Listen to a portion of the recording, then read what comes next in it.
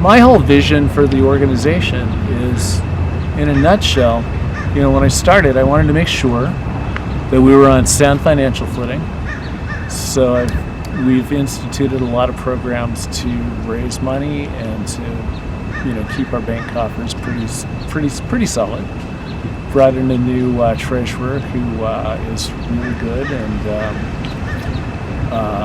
so I wanted to do that. And I also wanted to diversify the organization.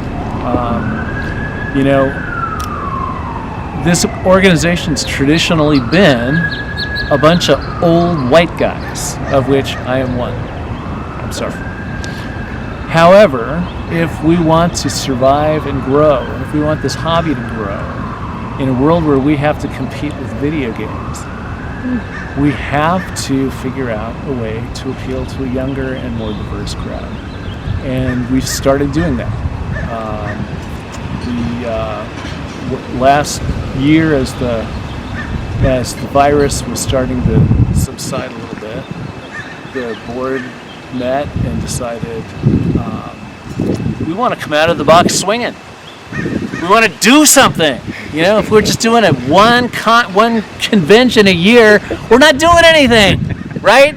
So we said, let's launch a series of games that people can play, that's engaging and inviting, and that people want to play. And that led us to Bolt Action. It's easy to learn, it's fun to play, it's World War II. Everybody loves World War II.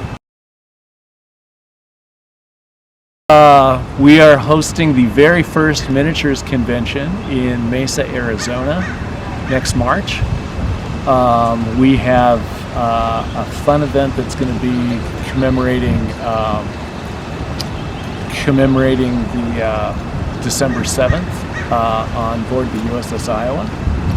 And for Veterans Day, a whole bunch of us are going to go out to Shirako Summit, to the George Patton Museum, where we are going to play Bolt Action Tank Wars in a room surrounded by tanks and jeeps from the Second World War. My plan is that we continue to do lots of different things in lots of different places. We're now in, when I started, we really weren't the Pacific Southwest. We were the Greater Los Angeles, Orange County Gaming Club.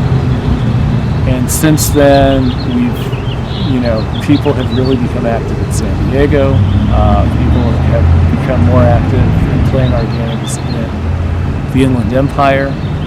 We've established a chapter in Phoenix, Arizona.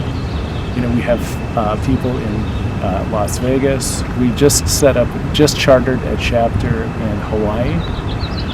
And, I think New Mexico might be next, and Mexico, the country of Mexico might be next as well.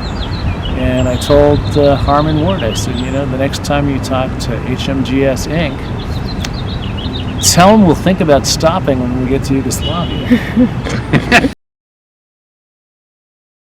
Harmon Ward has really stepped up to the plate and really kept this organization alive for the last 15 years. And the poor guy's I feel like he's kind of been by himself, And he and I actually make an excellent team because he's really into the details and I'm really into the big picture. And somehow that works. And I think it's great working with him, and he